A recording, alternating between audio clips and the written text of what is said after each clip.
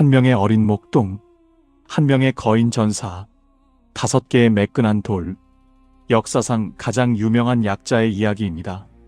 기원전 1000년경 예루살렘에서 남서쪽으로 약 25km 떨어진 엘라 골짜기, 두 군대가 서로 마주보고 있었습니다. 한쪽 언덕에는 이스라엘 군대, 반대편에는 블레셋 군대. 40일 동안 블레셋 진영에서 한 용사가 나와 골짜기를 가로질러 도전장을 던졌습니다. 그의 이름은 골리앗. 성경은 그를 키가 2.9m가 넘고 57kg이 나가는 청동 갑옷을 입고 7kg짜리 철 창날이 달린 창을 든 거인으로 묘사합니다. 어떤 이스라엘 사람도 그와 맞서 싸울 용기가 없었습니다. 그때 한 소년 목동 다윗이 자원했습니다. 물매와 5개의 돌만으로 무장한 채 그는 거인을 향해 달려갔습니다. 한 개의 돌, 한 번의 투척, 골리앗이 쓰러졌습니다. 이스라엘이 승리했습니다. 하지만 이것이 정말 일어난 일일까요? 골리앗은 실제 인물이었을까요? 아니면 과장된 전설에 불과할까요? 젊은이가 정말로 돌 하나로 숙련된 전사를 죽일 수 있었을까요? 2005년 이스라엘 남부를 발굴하던 고고학자들이 놀라운 발견을 했습니다. 골리앗 시대로 거슬러 올라가는 도자기 파편에 2개의 이름이 새겨져 있었습니다. 아룻과 울트. 고대 블레셋 문화에서 이 이름들은 골리앗과 놀랍도록 유사합니다.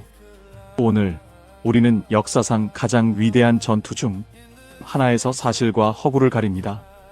다윗과 골리앗, 과장된 전설에 오신 것을 환영합니다. 섹션 첫 번째, 성경 속 이야기 시작합니다. 이 이야기는 사무엘상 17장에서 나옵니다. 히브리 성경에서 가장 상세한 서사 중 하나입니다. 실제로 무엇이 기록되어 있는지 살펴봅시다. 무대는 기원전 1000년경의 엘라 골짜기입니다. 사울 왕의 군대는 이스라엘의 가장 위험한적인 블레셋 사람들과 전쟁 중입니다. 블레셋 사람들은 철 기술을 통제하여 우수한 무기를 가지고 있었습니다. 그리고 그들에게는 또 다른 것이 있었습니다. 가드 출신 골리앗이었습니다. 성경은 놀랍도록 구체적인 측정값을 제공합니다. 골리앗의 키는 6규빗 한 뼘으로 기록되어 있습니다. 그의 청동 갑옷은 5000세겔의 무게였습니다. 그의 창자루는 배틀채 같고 철 창날은 600세겔의 무게였습니다. 그런데 여기서 흥미로운 점이 있습니다.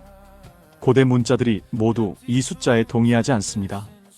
히브리 마소라 본문은 6규빗 한 뼘은 약 2.97m라고 말합니다. 하지만 그리스어 70인역과 사해사본은 4규빗 한 뼘, 약 2.06m라고 말합니다. 거의 1m 차이입니다. 이 논쟁은 나중에 다시 다루겠습니다. 다윗은 아마도 15세에서 17세 사이의 젊은이로 붉고 잘생겼으며 아버지의 양을 사자와 곰으로부터 보호하면서 물매에 능숙해졌다고 묘사됩니다. 사울 왕이 그에게 갑옷을 제공했을 때 다윗은 거절했습니다. 내가 익숙하지 않으니 이것을 입고 다닐 수 없습니다.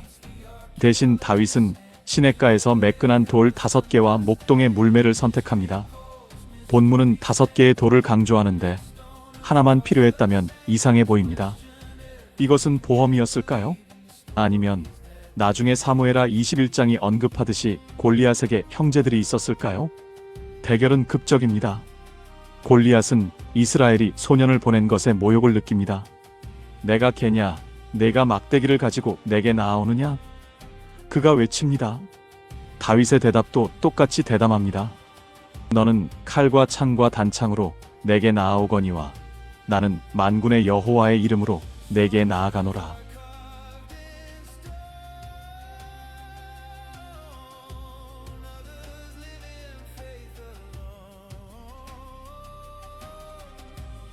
다윗이 골리앗을 향해 달려갑니다. 물매로 돌 하나를 던집니다. 돌이 골리앗의 이마를 맞춥니다. 거인이 얼굴부터 땅에 쓰러집니다. 다윗은 골리앗 자신의 칼을 빼어 그의 목을 뺍니다. 블레셋 군대는 공포에 질려 도망칩니다. 이 승리는 다윗의 전설적인 경력을 시작합니다. 그는 전사가 되고 사울 왕의 사위가 되며 결국 이스라엘의 가장 위대한 왕이 됩니다. 하지만 모든 것은 여기 엘라 골짜기에서 돌 하나로 시작됩니다. 섹션 두 번째, 테레스사피 발굴의 현장으로 갑니다. 수세기 동안 회의론자들은 다윗과 골리앗을 순전한 신화로 치부했습니다. 두 인물에 대한 고고학적 증거는 존재하지 않았습니다. 2005년에 그것이 바뀌었습니다.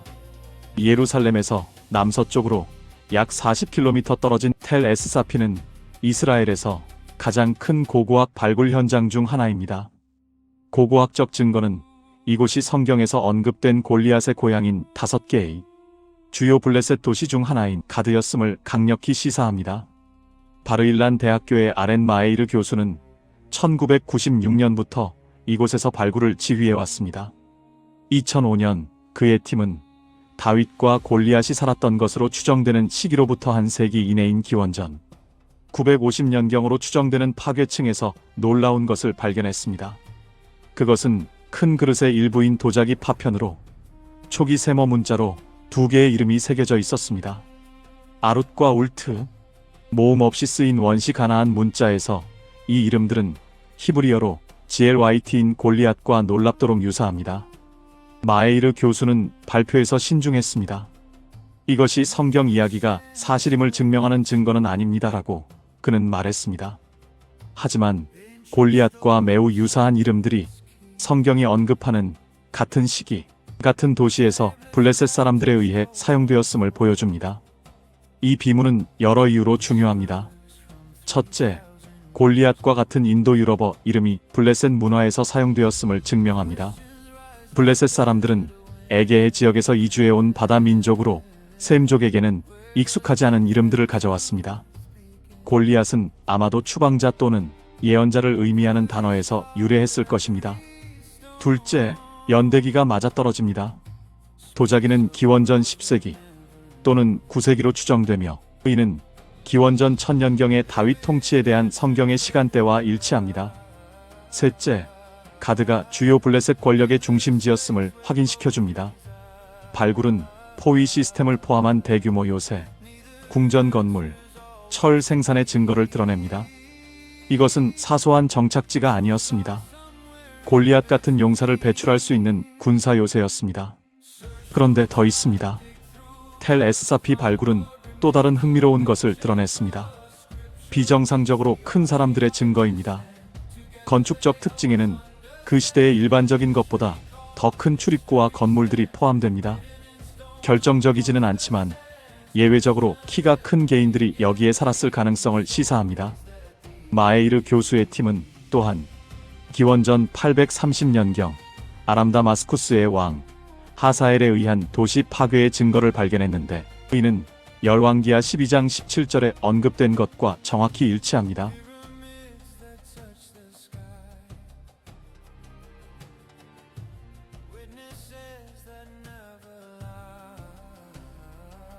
고고학적 기록과 성경 서사가 놀라운 정확성으로 일치합니다.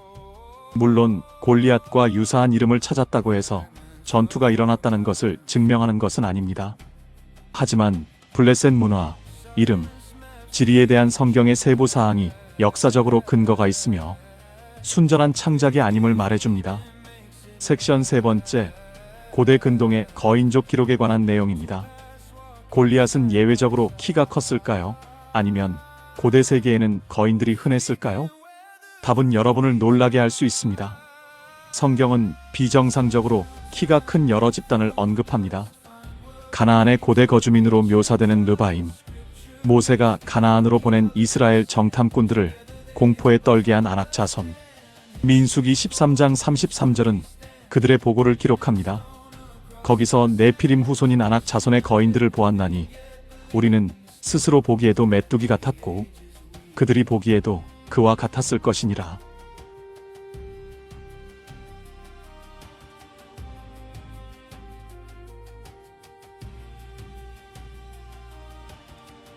바산왕 옥은 르바임의 마지막 남은 자로 묘사되며 그의 철 침대는 길이가 9규빗, 길이 4m, 너비 1.8m의 거대한 철제 침상.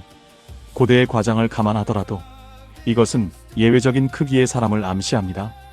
흥미롭게도 사무엘하 21장은 다른 4명의 블레셋 거인을 언급하는데 모두 골리앗의 친척이며 모두 다윗의 용사들에게 살해당했습니다. 한 명은 각 손과 발에 6개의 손가락과 발가락을 가지고 있었습니다.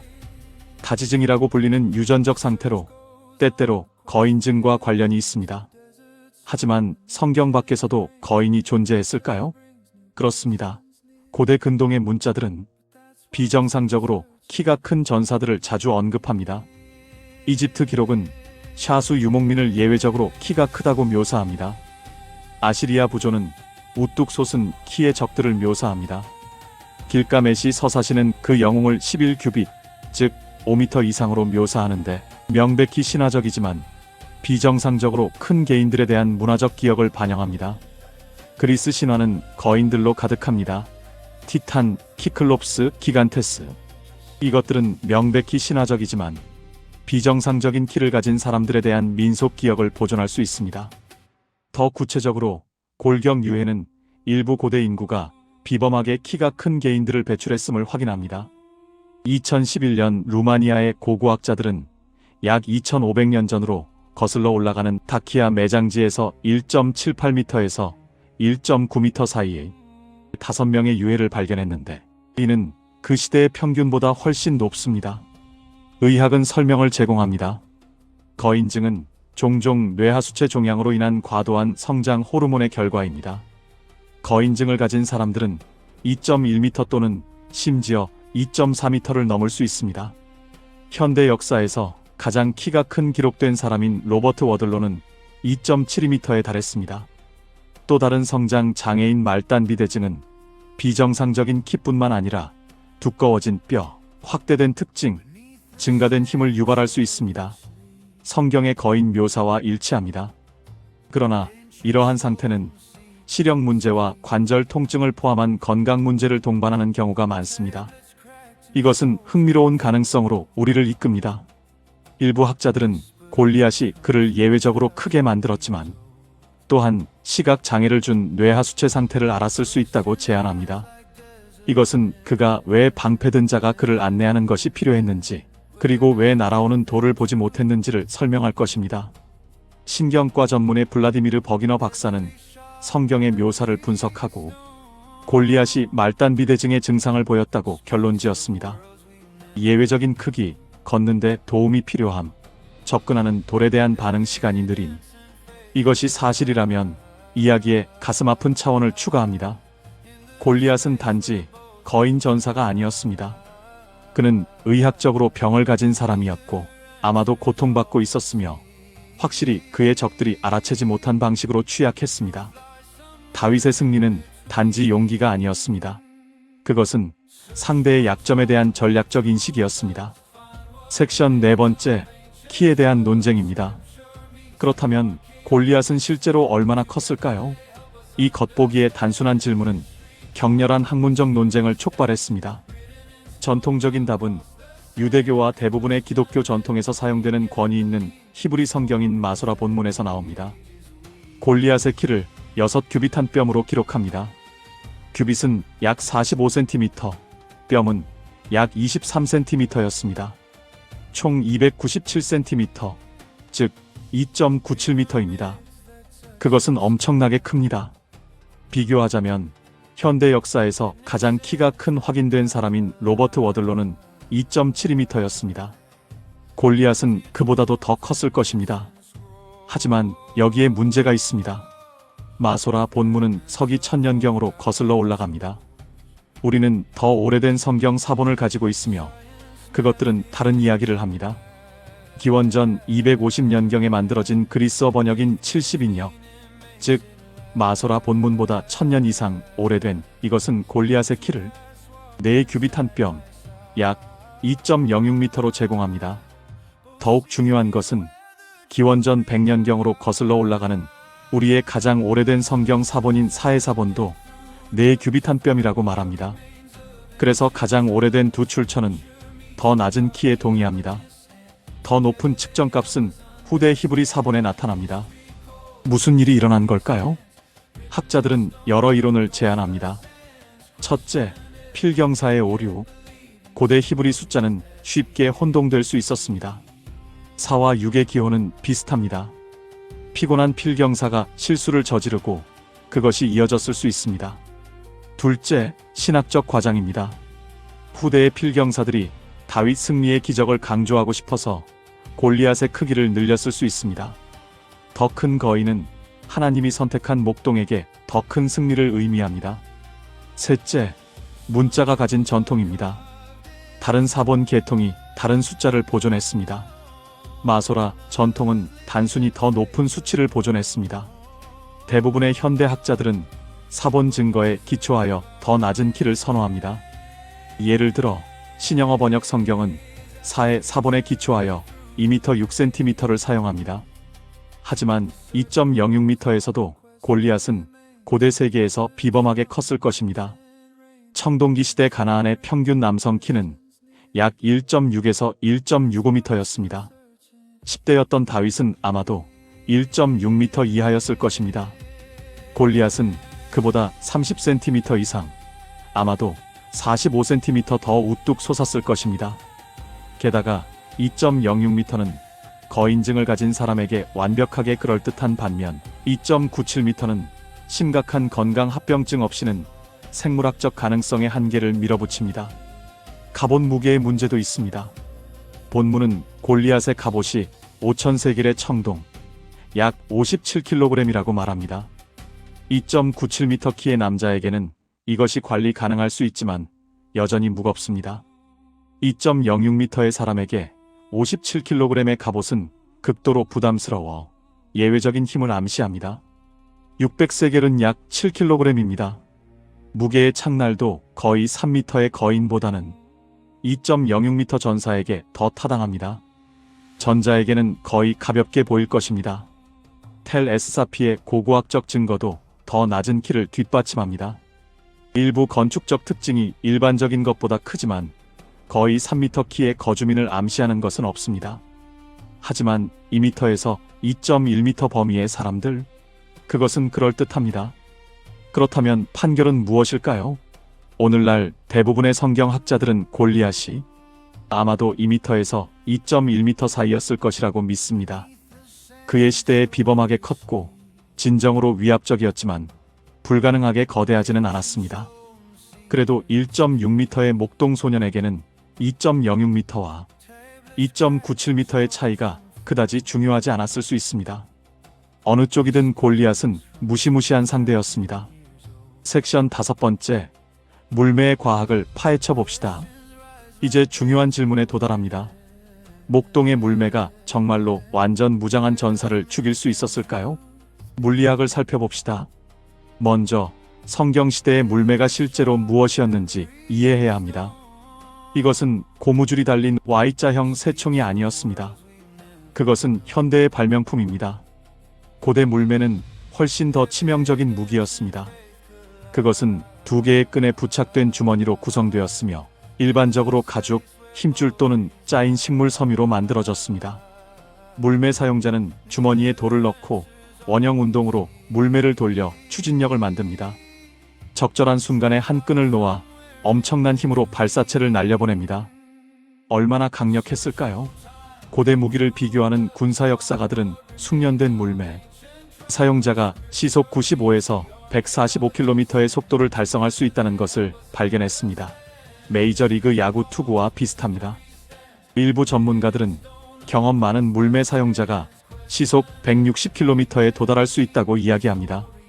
시속 130km로 이동하는 60g 돌의 운동 에너지는 약 200줄입니다. 근거리에서는 현재의 357 매그넘 권총과 거의 동등합니다. 그것은 민담이 아닙니다. 그것은 물리학입니다. 사거리도 인상적이었습니다. 숙련된 물매 사용자는 90에서 180m 거리의 목표물을 정확하게 맞출 수 있었습니다. 그리스 역사가 크세노포는 물매 사용자가 궁수의 2배 거리를 던질 수 있다고 기록했습니다. 로마 물매 사용자들은 지중해 전역에서 두려움의 대상이었습니다. 하지만 힘은 정확도 없이는 아무 의미가 없습니다. 여기서 다윗의 배경이 결정적이 됩니다. 그는 단지 아무 목동이 아니었습니다. 그는 사무엘상 17장 34에서 37절에 따르면 포식자인 사자와 곰으로부터 양을 보호하며 수년을 보냈습니다. 이것은 종종 희미한 빛에서 움직이는 목표물에 대한 정밀 사격을 요구했습니다.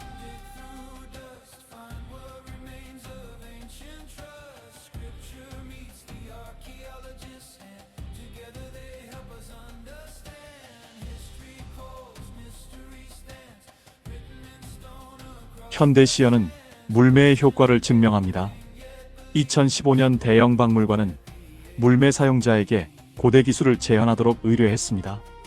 복제된 납 물매 탄환을 사용하여 그는 27m 거리에서 탄도 젤라틴을 일관되게 12에서 15cm 깊이로 관통했습니다. 2017년 테살로니키 대학교의 팀은 고대 물매 복제품을 테스트했습니다. 그들의 발견에 따르면 적절하게 주조된 납 탄약은 근거리에서 청동 갑옷을 관통할 수 있었고, 심지어 돌 발사체도 치명적인 둔기 외상을 일으킬 수 있었습니다. 이제 골리앗의 취약성을 고려해 봅시다. 그는 몸통과 다리에 청동 갑옷을 입었지만 투구 아래 얼굴은 부분적으로 노출되어 있었습니다. 이마, 정확히 다윗의 돌이 맞은 곳은 보호되지 않았습니다. 그것은 인간 두개골의 가장 취약한 지점 중 하나입니다. 시속 130km로 이동하는 돌이 이마를 치면 쉽게 두개골을 골절시켜 즉각적인 의식상실이나 사망을 초래할 수 있습니다. 전두골은 상대적으로 두껍지만 작은 발사체에 집중된 힘은 그것을 부수어 외상성 뇌 손상을 일으킬 수 있습니다. 일부 학자들이 제안하듯이 골리앗이 거인증으로 인한 시력 문제가 있었다면 그는 날아오는 돌을 효과적으로 추적하지 못했을 수 있습니다. 무기는 그가 지팡이를 든 접근하는 소년에게 집중하는 동안 그의 주변 시야 밖에서 왔습니다. 거리의 문제도 있습니다. 다윗은 가만히 서서 정식 전투에 참여하지 않았습니다. 본문은 그가 골리앗을 향해 달려갔다고 말합니다. 이것은 그가 빠르게 거리를 좁혔음을 시사하며 골리앗에게 반응할 시간을 덜 주는 동시에 돌의 충격 속도를 극대화했습니다. 군사 역사가 로버트 드류스는 고대 군대가 특별히 물매 사용자를 전문 부대로 고용했다고 지적합니다. 그들은 필사적인 최후의 수단이 아니었습니다. 그들은 정밀 무기 시스템이었습니다. 다윗은 현대 군사 용어로 원거리에서 중보병 부대와 맞서는 전문 저격수였습니다. 그리스인, 로마인, 카르타고인 모두 정예 물매 부대를 유지했습니다. 발레아레스 제도는 지중해에서 가장 치명적인 물매 사용자를 배출하는 것으로 유명했으며 어린 시절부터 훈련받았습니다. 익숙하게 들리나요? 다윗도 어린 시절부터 훈련했습니다. 한 가지 흥미로운 사항은 다윗은 매끈한 돌 5개를 선택했습니다. 매끈한 돌은 거친 돌보다 공기역학적으로 우수하여 더 직선적이고 빠르게 날아갑니다. 그는 무작위로 돌을 잡고 있지 않았습니다. 그는 탄약을 선택하고 있었습니다. 현대 군사 분석은 결론을 내립니다. 다윗의 승리는 불가능한 역경을 극복하는 신적 개입의 기적이 아니었습니다. 그것은 기동성과 원거리 무기가 중갑을 패배시키는 고전적인 예였습니다. 경보병이 중보병을 패배시킨 것입니다. 무차별적 힘보다 정밀함이 승리한 것입니다. 섹션 6번째, 실험 고고학 관점에서 살펴봅시다. 하지만 우리는 이론에만 의존할 필요가 없습니다. 현대 실험 고고학은 다윗과 골리앗 시나리오를 시험대에 올렸습니다. 2016년 말콤 글래드웰은 약자를 탐구하는 그의 책에서 다윗과 골리앗 이야기를 다뤘습니다. 그는 고대 물매 복제품으로 실제 발사 시험을 수행한 군사 역사가와 탄도 전문가와 상담했습니다. 그들의 설정은 성경시대 물매 복제품과 60g 강가의 돌을 사용하는 수개월의 훈련을 받은 현대 물매 사용자입니다. 목표는 복제된 청동 코린트식 투구를 쓴 인간 머리를 시뮬레이션하기 위해 주조된 탄도 젤라틴. 결과는 극적이었습니다. 27m, 즉 다윗이 공격했을 수 있는 대략적인 거리에서 돌은 즉각적인 무력화를 일으킬 만큼 충분한 힘으로 젤라틴을 관통했습니다. 이마에 투구 보호가 없으면 두개골 골절은 사실상 확실했습니다. 디스커버리 채널의 무기의 달인 시리즈는 유사한 실험을 수행했습니다. 그들은 고대 물매가 대중문화에서 급적으로 과소평가되었음을 발견했습니다. 그것은 장난감이 아니었습니다. 갑옷을 입은 상대를 죽일 수 있는 무기 시스템이었습니다. 고고학자 존 리드는 더 나아갔습니다. 2018년 그는 고대 물매로 훈련한 현대 재현자들 간의 경쟁팀을 조직했습니다. 도전 과제는 시대 의상을 입고 시간 압박하에 다양한 거리에서 사람 크기의 목표물을 맞추는 것입니다. 결과는 단지 2년의 정기적인 연습 후에도 아마추어 물매 사용자들이 45m에서 인간 크기의 목표물을 일관되게 맞출 수 있고 90m에서 가끔 맞출 수 있음을 보여주었습니다. 다윗처럼 어린 시절부터 매일 연습한 사람을 상상해보세요. 이스라엘 군사 역사가 우리 츠비 그린버그는 레반트의 고대 전장을 분석했습니다. 그는 물매 사용자들이 정확히 중무장한 적들을 무력화할 수 있었기 때문에 고대 근동 전쟁에 결정적이었다고 결론지었습니다. 다윗의 전술은 특이하지 않았습니다. 그것은 교과서적이었습니다. 전문 물매 탄약의 증거도 있습니다. 고고학자들은 지중해 전역에서 종종 부대 표시나 적에게 보내는 메시지가 새겨진 남 물매 탄환을 발견했습니다. 이러한 공기역학적 발사체는 돌보다 훨씬 더 치명적이었습니다. 한 가지 흥미로운 발견은 덱사이라고 새겨진 그리스 물매 탄환. 다른 것들은 폼페이우스의 엉덩이를 위해 또는 다른 조롱을 말했습니다. 이것들은 원시적인 무기가 아니었습니다.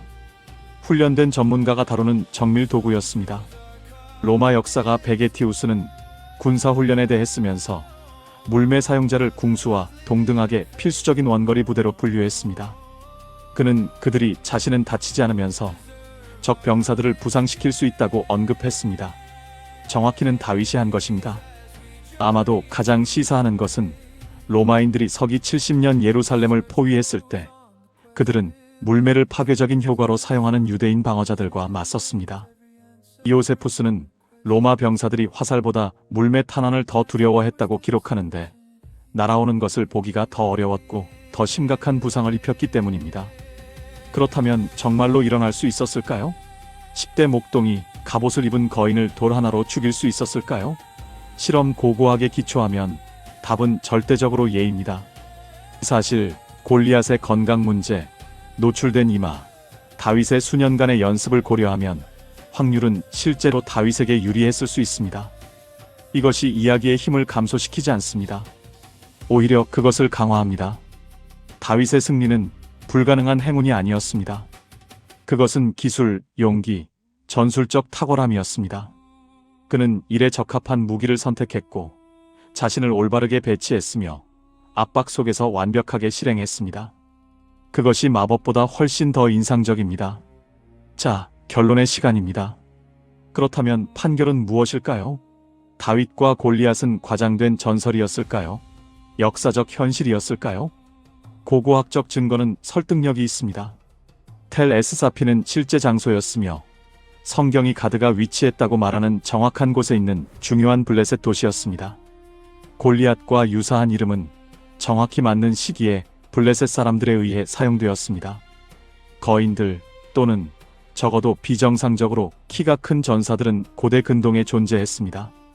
신중하게 검토한 문자 증거는 골리앗이 거의 3m가 아니라 약 2.06m였을 것으로 이야기합니다. 위압적이지만 생물학적으로 그럴듯합니다. 의학은 거인증을 가진 사람들이 종종 골리앗의 취약성을 설명할 시각 및 이동 장애를 가지고 있음을 확인합니다. 물리학은 맞아떨어집니다. 고대 물매는 치명적인 무기였으며 갑옷을 입은 전사를 죽일 충분한 능력이 있었습니다. 다윗의 수년간의 훈련은 그를 전문가로 만들었고 그는 중보병을 패배시키기 위한 정확히 올바른 도구를 선택했습니다. 이야기의 세부 사항들 정리하면 엘라 골짜기, 블레셋과 이스라엘 충돌, 군사 전술 등은 우리 모두가 가나안의 철기시대 전쟁에 대해 아는 것과 일치합니다. 이러한 모든 세부 사항이 역사적임을 증명합니까? 아닙니다. 고대 서사는 종종 과장합니다. 하지만 핵심 이야기는 젊은 물매 사용자가 크고 아마도 시각 장애가 있는 전사를 잘 배치된 돌로 패배시킨 것은 완전히 그럴듯합니다. 그것은 판타지가 아닙니다. 전술적 현실입니다. 아마도 진정한 교훈은 기적에 관한 것이 아닙니다. 그것은 비대칭 전쟁에 관한 것입니다. 다윗은 골리앗의 전투에서 창을 들고 싸우지 않았습니다. 그는 갑옷을 입고 칼로 그를 만나지 않았습니다. 그는 기동성, 사거리, 정밀함을 사용했습니다. 그는 상대의 강점을 취약점으로 바꿨습니다. 군사 용어로 다윗은 중보병 챔피언이 근접 전투 거리로 접근하기 전에 그를 무력화시킨 경보병 척후였습니다. 그것은 전설이 아닙니다. 그것은 전술입니다. 다음 에피소드에서는 성경의 가장 장엄한 미스터리 중 하나를 다룹니다. 솔로몬 성전. 전설적인 황금 성전이 실제로 존재했을까요? 그리고 그렇다면 왜 우리는 그것을 찾을 수 없을까요? 답은 고고학, 정치, 그리고 세계에서 가장 논쟁이 많은 부동산 중 하나를 포함합니다. 다음 영상을 기대해 주세요. 감사합니다.